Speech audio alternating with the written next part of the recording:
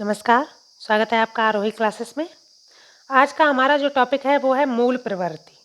मूल प्रवृत्ति मैकडूगल ने, मूल प्रवृत्ति का सिद्धांत किसने दिया है? मैकडूगल ने।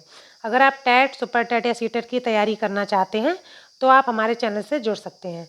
और अगर आपको किसी विषय की PDF चाहिए तो आप डिस्क्रिप्शन में लिंक मिल जाएगा, उसमें टेलीग्राम पर जाकर आप PDF प्राप्त कर सकते हैं। तो आज का हमारा टॉपिक क्या है? मूल प्रवृत्ति। मूल प्रवृत्ति का सिद्धांत जो दिया किसने दिया? मैकडूगल ने।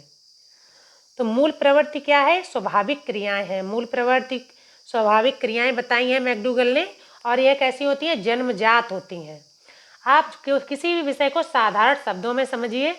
अगर आपको मनोविज्ञान नहीं आता है, आपने नहीं पढ़ा है, आप पहली बार मनोविज्ञान को पढ़ रहे हो, उसके विषय में आपको ज़्यादा जानकारी नहीं है, तो आप हमारे चैनल से जुड़ सकते हैं। हमने बहुत ही सरल शब्दों में मनोविज्ञान के हर इम्पोर्टेंट टॉपिक को कवर किया है, क्वेश्चन भी दिए हैं, क्वेश्चन भी कराए हैं, और हर इम्पोर्टेंट टॉपिक को साधारण शब्दों में हमने समझाया है।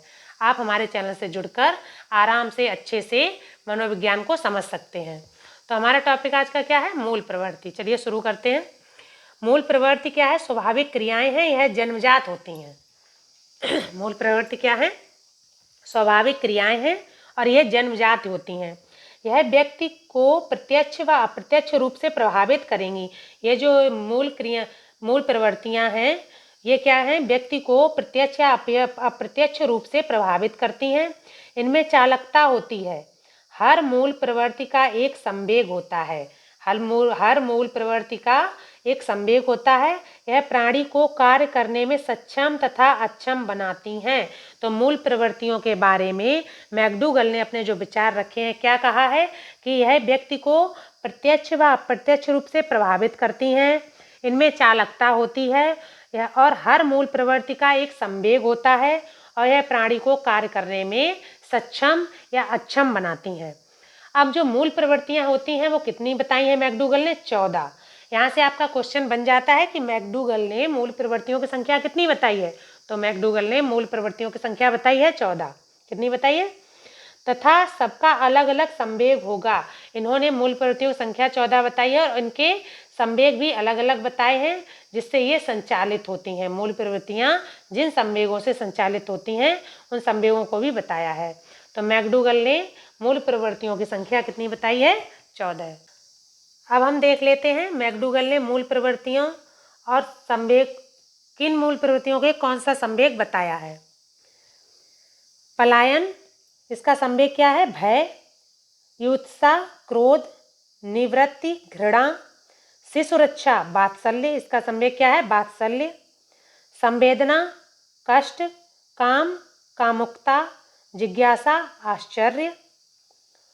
आत्महीनता, अधीनता की भावना। आत्म प्रदर्शन, श्रेष्ठता की भावना। सामूहिकता, इसका संवेग एकाकीपन।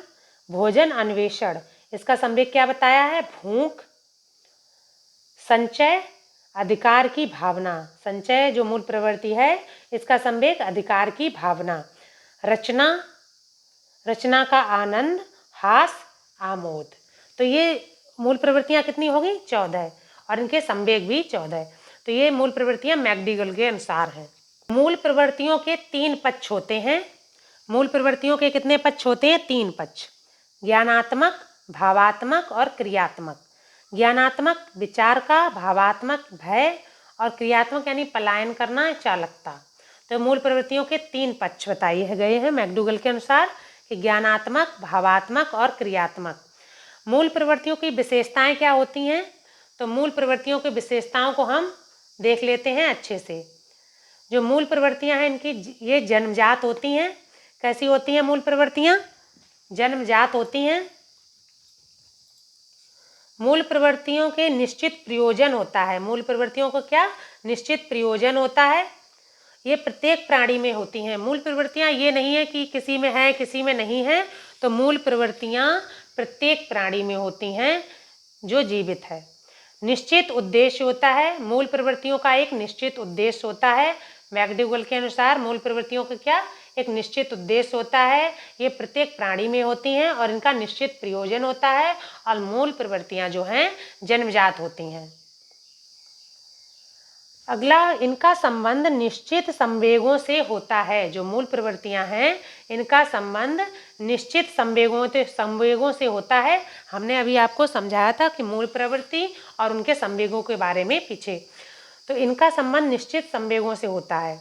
अधिगम का कोई प्रभाव नहीं पड़ता। मूल प्रवृत्ति पर अधिगम का कोई प्रभाव नहीं पड़ता है। अगला पॉइंट आ जाता है, इनको अलग अलग करने पर आप कोई कार्य नहीं कर सकते।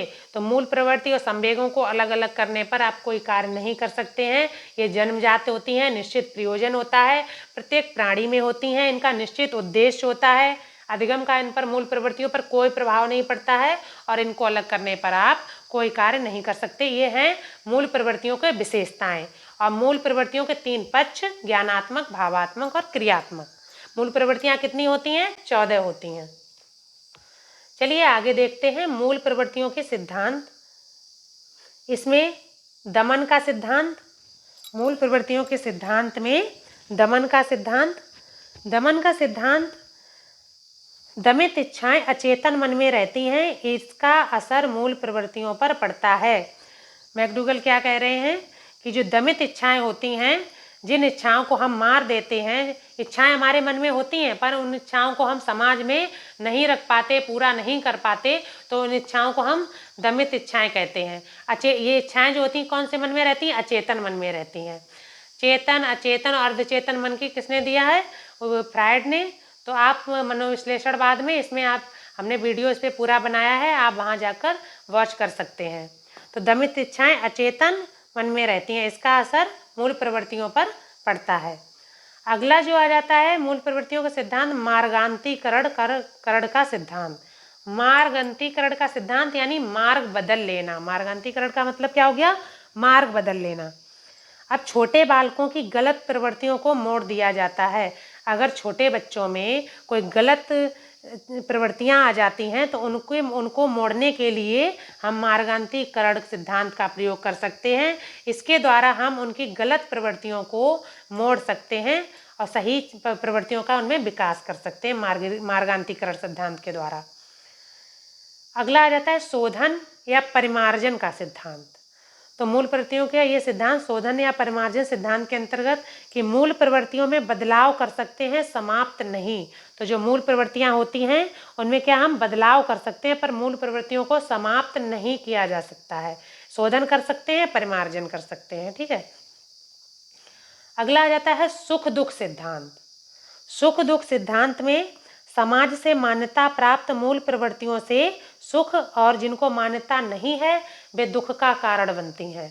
इसमें कुछ मूल प्रवृत्तियां ऐसी होती हैं जिनको समाज से मान्यता प्राप्त है तो वो तो सुख का कारण है, और जिनको समाज से मान्यता प्राप्त नहीं है तो वो किसका? दुख का कारण बन जाती हैं। तो इसी को क्या कहा गया? सुख दुख सिद्धांत, मूल प्रवृत्तियों का सुख दुख सिद्धांत। अगला है विलयन का सिद्धांत। विलयन का सिद्धांत में 2 मूल प्रवृत्तियों को मिलाएंगे, सही या गलत, तो सही दिशा में जाएंगी। अगर हम किन्हीं 2 मूल प्रवृत्तियों को चुनते हैं, सही, एक मूल प्रवृत्ति हम सही लेते हैं और एक मूल प्रवृत्ति हम गलत, तो जो इसमें से सही होगी उसी दिशा में जाएंगी। तो इसको हम कहते हैं विलयन का सिद्धांत। तो 5 ये मूल प्रवृत्तियों के सिद्धांत हैं। कौन से? दमन का सिद्धांत, मार्गांतीकरण का सिद्धांत, शोधन का सिद्धांत या परिमार्जन का सिद्धांत, सुख दुख का सिद्धांत और विलयन का सिद्धांत। तो हमने अभी पढ़ा है मूल प्रवृत्तियां। तो मूल प्रवृत्तियां कितनी होती हैं? 14, और ये संवेगों से जुड़ी होती हैं। इनके 14 संवेग होते हैं।